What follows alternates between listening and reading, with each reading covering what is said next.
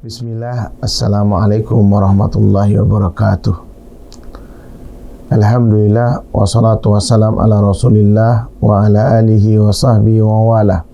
Amma ba'd, bapak-bapak dan ibu-ibu wali murid anak emas yang dimuliakan oleh Allah. Alhamdulillah, sampai hari ini kita diberikan kesehatan dan kesempatan oleh Allah. Bersama-sama ya, belajar bareng ya, tentang agama kita, yang mudah-mudahan dengan kajian-kajian kita ini ya semakin membuat ya termotivasi diri kita untuk ya selalu dekat kepada Allah Subhanahu wa taala. Ya, salawat salam kita limpahkan kepada junjungan Nabi kita Nabi Muhammad SAW beserta keluarga beliau, kaum kerabat ya, serta sahabat-sahabatnya. Bapak dan Ibu wali murid anak emas yang dimuliakan oleh Allah Subhanahu wa taala. Tema yang diberikan kepada kita hari ini yaitu bekalilah diri Anda dengan tauhid. Ya. Tauhid ya adalah ya, ilmu yang paling mulia dan yang paling diwajibkan kepada kita untuk mempelajarinya. Syekh Utsaimin rahimahullah mengatakan hal ini di dalam syarah usul sunnahnya.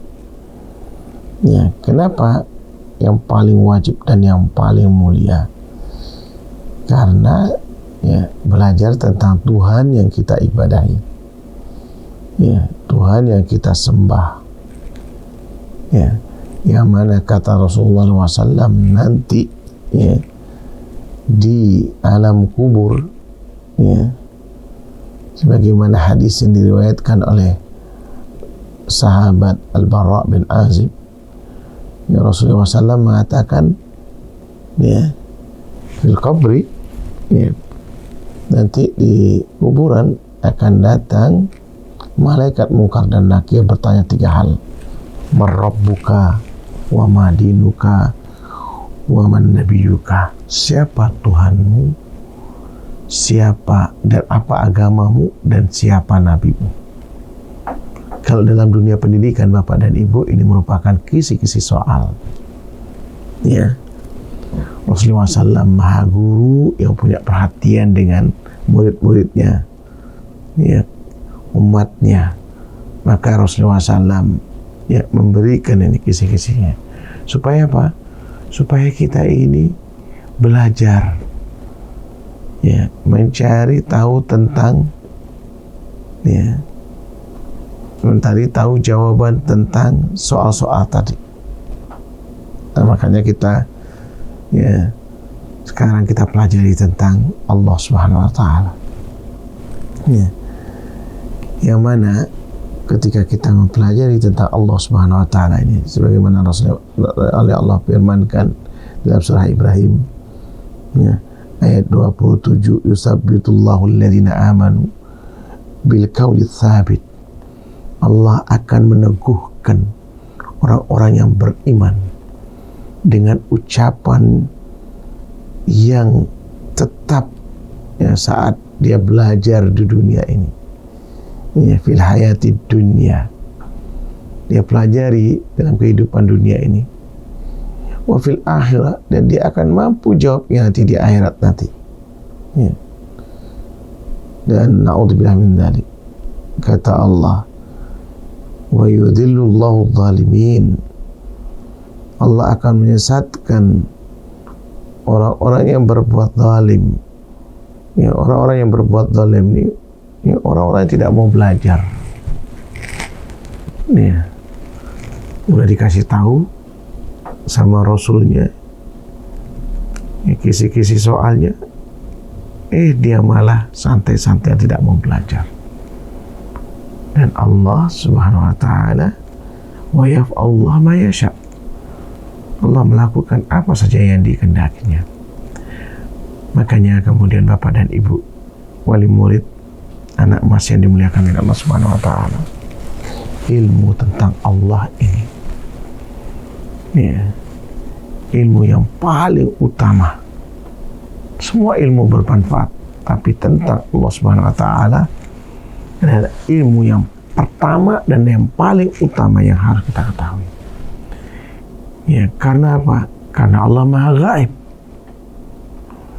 Makanya ulama sebelum belajar tentang tauhid ini, mengesahkan Allah Subhanahu wa taala ini, yang wajib kita ketahui bagaimana kita mengenal adanya Allah Subhanahu wa taala. Sedikitnya ada 4 cara, yaitu dengan fitrahnya, dengan akalnya, kemudian dengan agamanya, dan dengan indrawi. Ya, dengan fitrahnya, kata Rasulullah SAW, ma min mauludin illa yuladu alal fitrah. Tidaklah seorang anak dilahirkan kecuali dalam keadaan fitrah, arti dalam keadaan suci, bersih. Ya, otomatis dia meyakini adanya Tuhan. Namun apa? Fa'abawahu yuhawidanihi au yunassiranihi au yumajjisanihi. Namun ya berikutnya ialah orang tuanya lah, kedua orang tuanya lah, menyebabkan dia Yahudi, Nasrani maupun Majusi. Ya, sebodoh-bodohnya orang Islam, tidak mungkin, ya, nyaris tidak mungkin, ya, ada orang tua yang mengatakan, nak, sana kamu jadi Yahudi, sana kamu jadi Nasrani, atau sana kamu jadi Majusi. Ya ada. Tapi tanpa disadari banyak orang yang pandai, ya, yang beragama Islam tanpa sadar menyuruh anaknya murtad. Yaitu kapan disuruhnya? Yaitu ketika menempatkan anaknya pada pendidikan atau sekolah-sekolah non-muslim. Ya, karena apa? Karena lingkungan sangat mempengaruhi, ya, anak tersebut. Na'udzubillah min dzalik. Dia melihat temannya tidak sholat, dia tidak sholat. Dia lihat temannya tidak berdoa, maka dia tidak berdoa. Ini dari sisi pendidikannya. Nanti insya Allah kita bahas tersendiri. Dan sekarang masalahnya ialah bagaimana mengetahui adanya Allah Subhanahu wa taala, yaitu dengan fitrah tadi. Yang kedua dengan logika. Ya. Ini semua benda yang ada di hadapan kita ini, kita yakin dengan logika kita. Ya. Walaupun kita tidak melihat, ya, siapa yang membuatnya, tapi logika kita mengatakan apa? Pasti manusia yang membuatnya. Nggak mungkin malaikat membuat ini, nggak mungkin jin, apalagi kemudian monyet, binatang yang paling cerdas membuat ini, nggak mungkin. Dalam logika kita, ya, mesti manusia, walaupun kita tidak melihatnya. Nah, begitu juga kita diajak berpikir oleh Allah Subhanahu wa taala. Ketika kita melihat alam semesta ini dengan penuh planet, ya, banyaknya, ya, bintang gemintang, ya, kemudian ada matahari, ya, ada atmosfer, ya, ada kemudian awan, ada angin bertiup, ada hujan asme.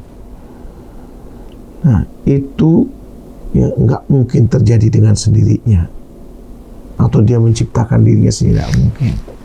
Pasti ada sang pencipta yang maha menciptakan, yang maha mengatur, dan yang maha menguasai, yaitu Allah Subhanahu wa taala. Itu kita mengetahui adanya Allah Subhanahu wa taala itu dengan logika. Kemudian dengan agamanya, ya, kita lihat Al-Quran, ya, Al-Quran saja kita lihat, yang 6.000-an ayatnya itu, tidak ada satupun yang tercecer dari huruf-hurufnya. Kemudian isinya kisah-kisah, ya, kisah-kisah nyata dari, ya, Nabi Adam alaihissalam sampai kepada Nabi kita Nabi Muhammad SAW, ya, beserta kaumnya diceritakan oleh Allah di dalam Al-Quran. Kemudian aturan-aturan, ya, baik itu aturan, ya, dalam urusan ibadah, dalam urusan akidah, ya, maupun dalam urusan muamalah, ya, sangat bijak aturan-aturan yang Allah tetapkan dan sangat adil. Ya, sangat adil. Dari sini kita meyakini pasti ada yang memfirmankannya, yaitu ya, yang maha kuasa, Allah Subhanahu wa Ta'ala. Itu cara yang ketiga. Cara yang keempat, yaitu dengan indrawi kita. Kalau dulu ya, kaumnya para rasul melihat utusan Allah Subhanahu wa Ta'ala dengan mukjizat, satu kekuatan yang tak bisa ya dikalahkan oleh kekuatan manusia. Itu namanya mukjizat. Itu mukjizat artinya melemahkan kekuatan manusia. Ya, lalu para sahabat Rasulullah SAW menyaksikan ya, saat berwudu hanya ada satu teko ya, untuk sekian banyak sahabat. Rasulullah SAW memasukkan tangannya ke teko tersebut, lalu ya digunakan berwudu semua ya sahabat ya berwudu di satu teko tersebut. Ini mukjizat yang Allah berikan kepada Nabi kita Nabi Muhammad SAW, dan banyak mukjizat-mukjizat. Ini menunjukkan adanya ya sang pemberi mukjizat. Ya. Nah, zaman kita sekarang ini, yaitu ketika kita berdoa, terkadang langsung Allah kabulkan doa kita itu. Dan ini menunjukkan ada yang mengabulkan doa, yaitu Allah Subhanahu wa Ta'ala. Di sini Bapak dan Ibu, ini menunjukkan adanya Allah Subhanahu wa Ta'ala yang walaupun tidak bisa kita lihat dengan mata kita, tidak bisa kita dengar dengan telinga kita, nggak bisa kita raba, tapi kita yakin adanya Allah Subhanahu wa Ta'ala. Nah, oleh karena itulah kemudian kita disuruh, diperintah mengesahkan Allah Subhanahu wa Ta'ala. Qul huwallahu ahad. Katakanlah wahai Muhammad, ya, Allah itu esa. Ajarkan kepada umatmu bahwasanya Allah itu satu. Nah, mengesahkan Allah ini ya, yaitu ada 3 bagiannya. Pertama ialah mengesahkan Allah terhadap seluruh apa yang Allah lakukan, yang Allah kerjakan. Ya. Allah menciptakan segala sesuatunya sendiri. Allah mengatur seluruh alam semesta ini sendiri, dan Allah menguasainya sendiri. Ya, itu sendiri, tidak dibantu oleh makhluk lainnya. Nah, ini kita ya, mendapatkan ilmu dari para ulama, namanya tauhid rububiyah, yaitu ifradullahi ta'ala bi'af'alihi. Ya, mengesahkan Allah Subhanahu wa Ta'ala terhadap perbuatannya, ya, menciptakan, mengatur, maupun kemudian menguasainya. Nah, keyakinan seperti ini nih, hampir semua agama mempunyai keyakinan yang sama. Hampir semua agama mempunyai keyakinan yang sama. Ketika mereka ditanya, ya, orang-orang kafir Quraisy ditanya wahai Muhammad kepada mereka, siapa yang menciptakan langit dan bumi? Mereka menjawab Allah. Mereka menjawab Allah yang menciptakan langit dan bumi. Itu Tuhan, ya, Tuhan yang menciptakannya. Begitu juga kepada Yahudi dan Nasrani dan agama lainnya. Ya, mereka kalau tanya, siapa yang menciptakan? Yang di atas. Ya. Maka dari sini tidak cukup tauhid rububiyah itu. Maka disebutkan tauhid yang berikutnya namanya tauhid uluhiyah. Tauhid uluhiyah ini yaitu berkenaan dengan ibadah seorang hamba hanya untuk Allah Subhanahu wa taala, mengesahkan Allah Subhanahu wa taala. Ya, dalam seluruh ya amal ibadah, baik itu dua kalimat syahadatnya, pernyataannya, zikir-zikirnya, ya, maka itu harus ya mengesahkan Allah Subhanahu wa taala. Salatnya apalagi ya, yaitu ya karena Allah Subhanahu wa taala. Kemudian zakatnya atau sedekahnya, puasanya, haji dan umrahnya itu ditujukan hanya untuk Allah Subhanahu wa taala. Ini namanya tauhid ibadah. Ya. Kita beribadah kepada Allah dengan mengesahkan Allah Subhanahu wa taala. Maka disinilah yang kemudian syarat diterimanya ibadah harus, yang pertama harus ikhlas karena Allah Subhanahu wa taala, yaitu kalimat la ilaha illallah, tidak ada Tuhan yang berhak disembah dengan benar kecuali Allah.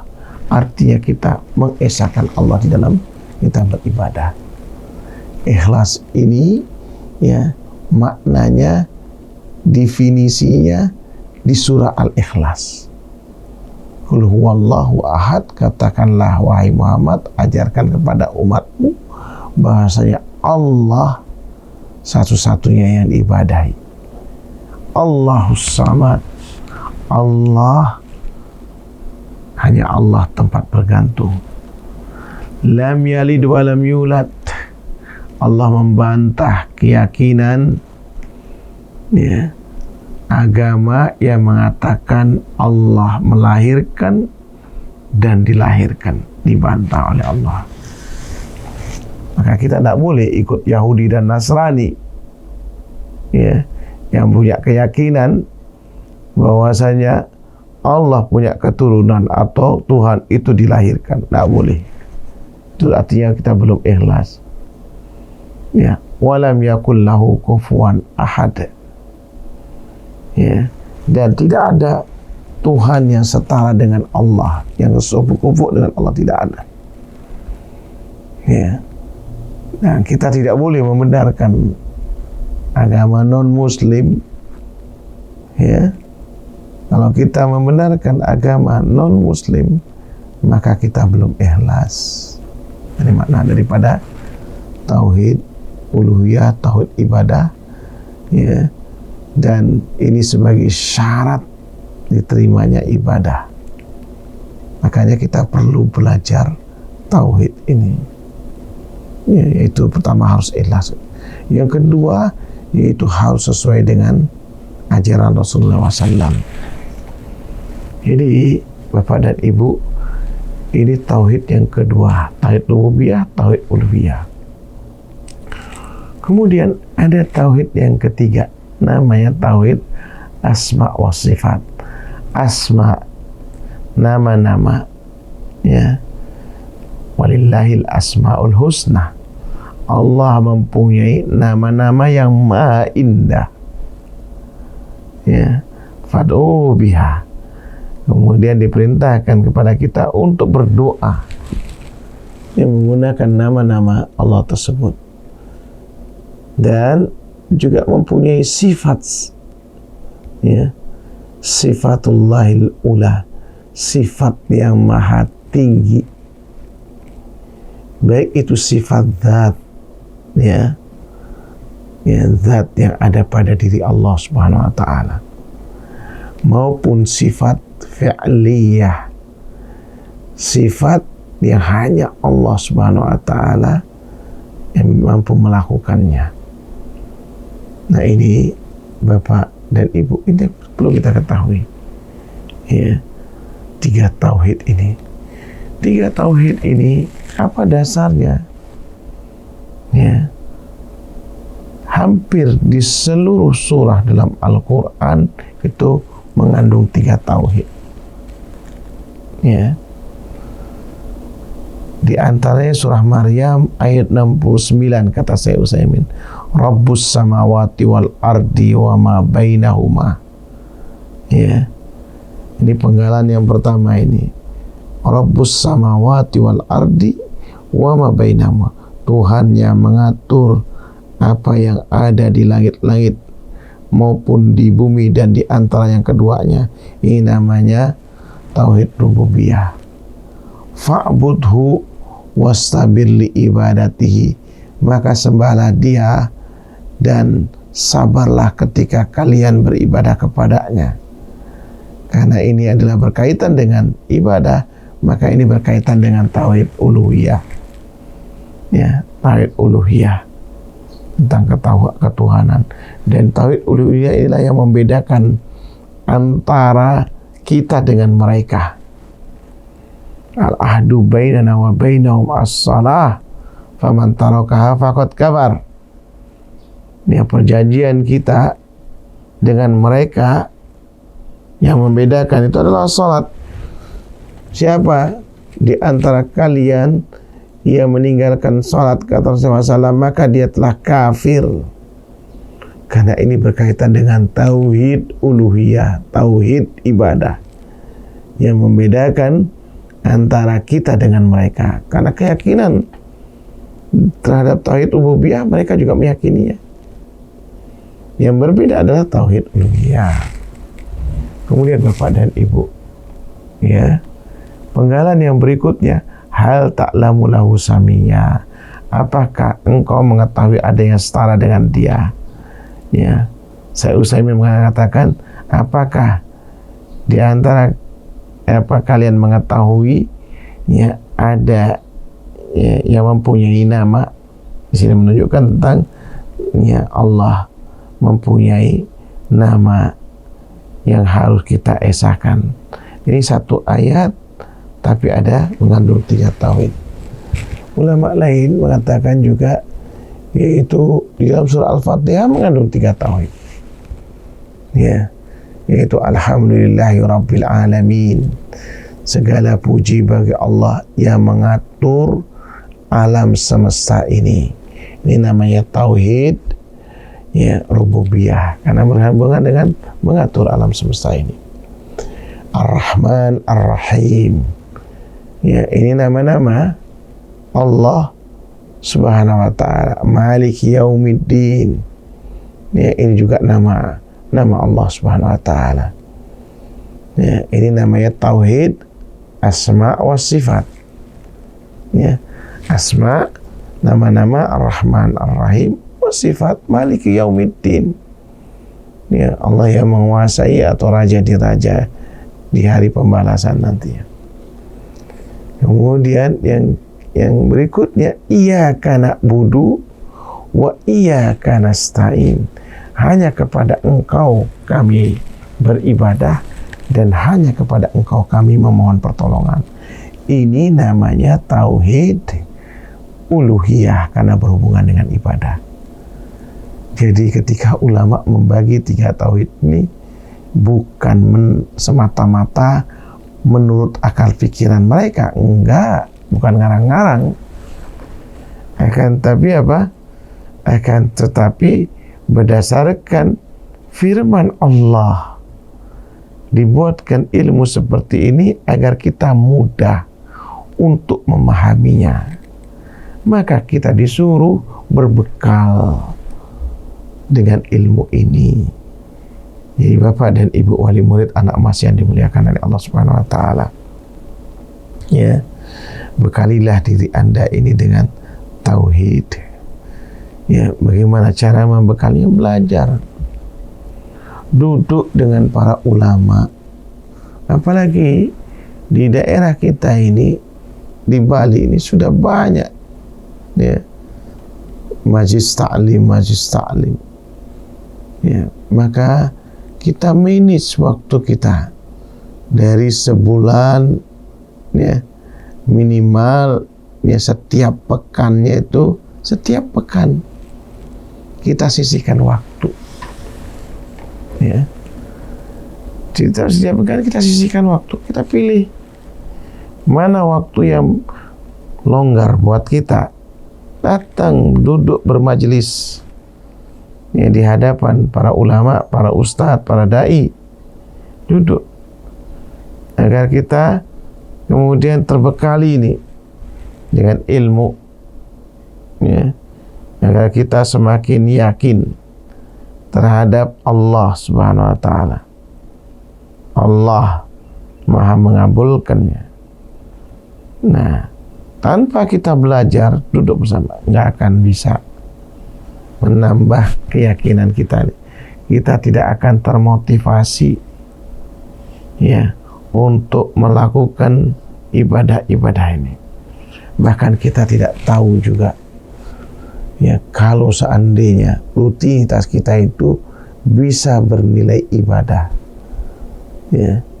Itu kata ulama, saat dia tauhidkan Allah, ya, dia niatkan karena Allah, ya, dia melakukan rutinitas itu, insya Allah, kata Syekhul Islam Ibnu Taimiyah rahimahullah, yaitu bernilai tauhid, bernilai ibadah, yang bernilai ibadah.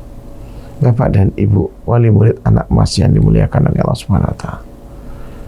Ya, saking pentingnya ini ilmu ini, maka hampir semua, ya, para ulama mengikuti jejak Nabi kita Nabi Muhammad SAW yang pertama kali ditanamkan selama 13 tahun di Mekah oleh Rasulullah SAW, yaitu tentang kalimat la ilaha illallah.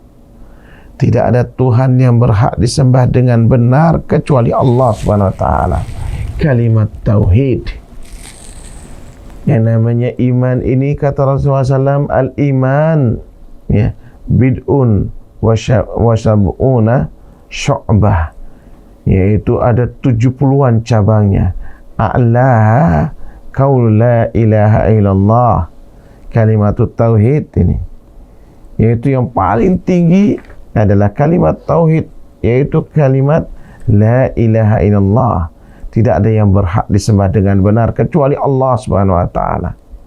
Wa adnaha, dan yang paling rendah, ya, adalah imatatul ada anit thariq, yaitu menyingkirkan sesuatu yang bahaya yang tadinya berada di tengah jalan, dipinggirkan atau dibuang ke sampah, ya, atau disingkirkan di tempat yang lebih aman.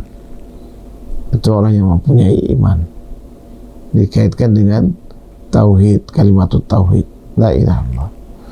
Kemudian, ya, lalu disebutkan tersendiri oleh Rasulullah SAW, wal haya syu'batun minal iman. Yang namanya malu itu adalah, ya, cabang daripada iman. Malu di sini malu bagaimana? Ya, jadi malu, ya, yaitu meninggalkan seluruh yang diperintahkan oleh Allah Subhanahu wa taala. Kita malu di rumah kita, ya, kita tidak sholat. Di kampung kita, keluarga kita yang tidak ke masjid, kita malu, ya. Ya, tidak hanya, ya, kepada orang kita malu, ya, tapi kepada Allah Subhanahu wa taala. Masa Allah telah mengaruniai, ya, seluruh, ya, fasilitas yang ada di rumah kita, kita tidak beribadah kepada Allah, malu kita. Itu malu yang pertama, ya, kita tidak mengerjakan perintah Allah. Malu yang kedua ialah kita justru sebaliknya melanggar perintah Allah, melanggar larangan Allah Subhanahu wa taala. itu dengan melakukan larangan-larangannya. Kita malu, ya, kita malu kepada Allah Subhanahu Wa Taala. Ya, nggak boleh ya, makan barang yang haram, kita makan barang yang haram. Nggak boleh menipu, kita menipu. Na'udzubillah min dzalik. Ya, ini bahaya, ini teman-teman sekalian rahimani wa rahimakumullah. Ini yang namanya fujur, perbuatan jahat. Fa innal fujura yahdi ilan nar. Nah, yang namanya kejahatan ini, ya, dia akan menggiring seseorang ke neraka ini. Jadi Bapak dan Ibu, dikaitkan tauhid, kalimat tauhid dengan, ya, amalan-amalan sehari-hari, ya, amalan, ya, rutinitas kita sehari-hari. Itu kalau kita sudah mantap itu mengesahkan Allah Subhanahu Wa Taala, maka kita baru mengetahuinya, perlu belajar, ya, belajar tentang, ya, Allah Subhanahu Wa Taala dan, ya, seluruh hal yang berkenaan dengan ibadah-ibadah kita ini, dengan ibadah-ibadah kita ini, Bapak dan Ibu yang dimuliakan oleh Allah Subhanahu Wa Taala. Sekali lagi ini, ibadah itu nggak bisa, ya Pak, belajar itu nggak bisa, ya, autodidak, nggak bisa. Kata Ibnu Khaldun, ya rahimahullah, dalam muqaddimahnya nih, beliau ada kitab muqaddimah namanya, ya, bekal bagi orang-orang mukmin dalam menuntut ilmu. Man kharaja binafsihi, siapa yang belajar sendiri, ya, faharaja, ya, man dahala fil ilmi, afwan, man dahala fil ilmi wahdahu faharaja wahdahu. Siapa yang masuk dalam dunia belajar ilmu agama yang paling utama ini otodidak sendiri, maka dia akan keluar, ya, juga sendiri, berbeda sendiri. Bapak dan Ibu yang dimuliakan oleh Allah Subhanahu Wa Taala, di YouTube yang seperti sekarang ini kita, nih, ini hanyalah untuk memotivasi kita, ya, belajar, ya, bersama para ulama, duduk bersama mereka, ini penuh dengan keberkahan, ya.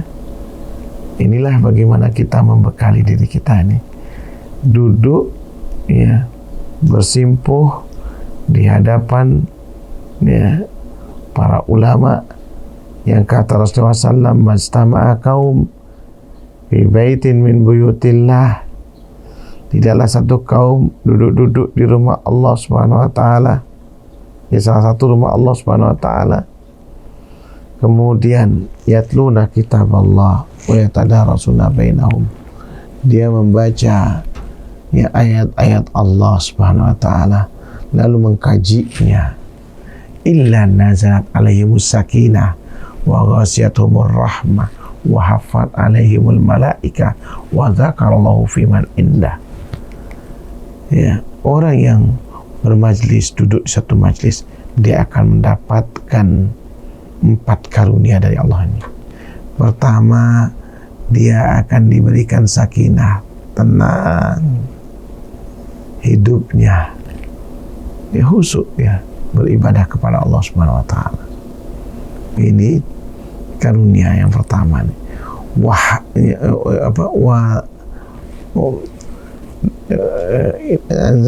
sakinah, ya, wa ghasyathumur rahmah, yaitu diliputi kasih sayang,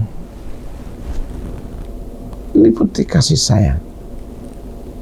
Ya, kita kumpul-kumpul di masjid, ya, ketemu dengan, ya, orang-orang soleh, karena salah satu di antara, ya, mencari kiat mencari orang soleh, cari di masjid, terutama sholat subuh.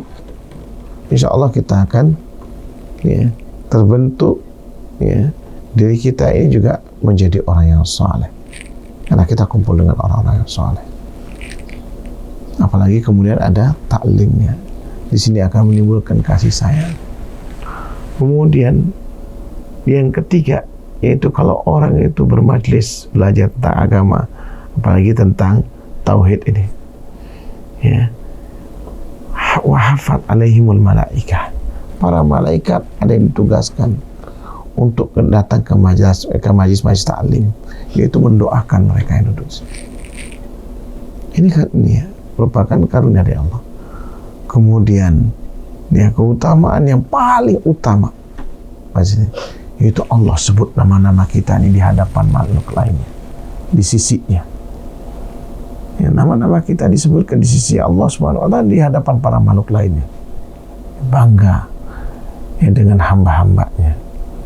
Jadi jemaah yang dimuliakan oleh Allah, ya, wali murid anak emas, ya, nggak boleh kita ini dalam 1 bulan tidak ada sama sekali kita hadir di majlis taklim. Jadwalkan minimal sepekan sekali, sebulan 4 kali, menambah wawasan kita tentang agama kita. Karena yang namanya wawasan inilah yang namanya bekal. Ya, bekal. Orang kalau seandainya tidak mempunyai bekal ilmu, ya nggak mungkin dia bisa melakukannya.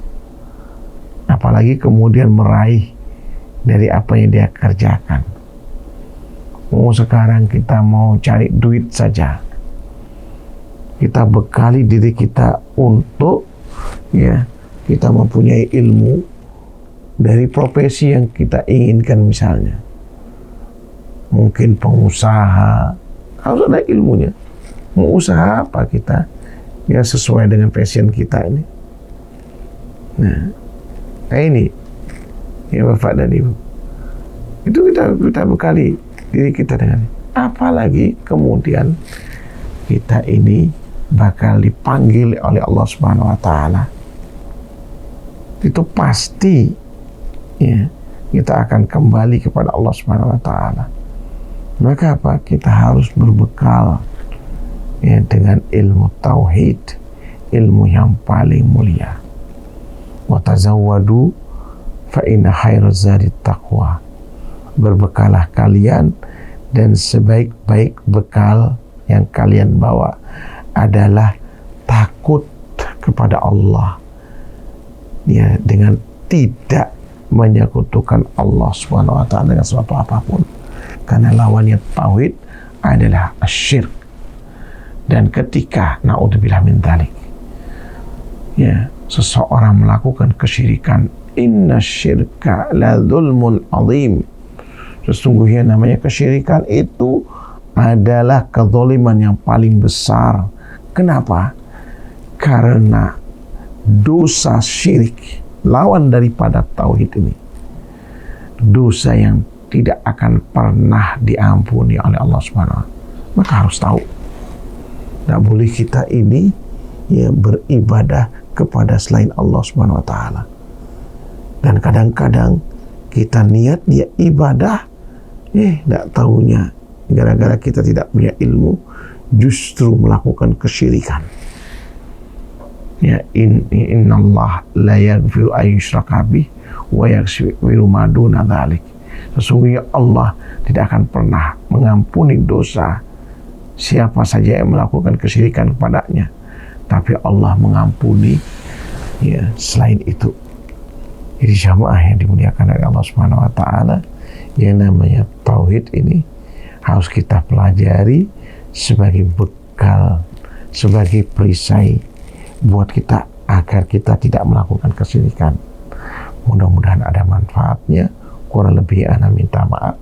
Subhanakallahumma wa bihamdika asyhadu an la ilaha illa anta astaghfiruka wa atubu ilaik. Assalamualaikum warahmatullahi wabarakatuh.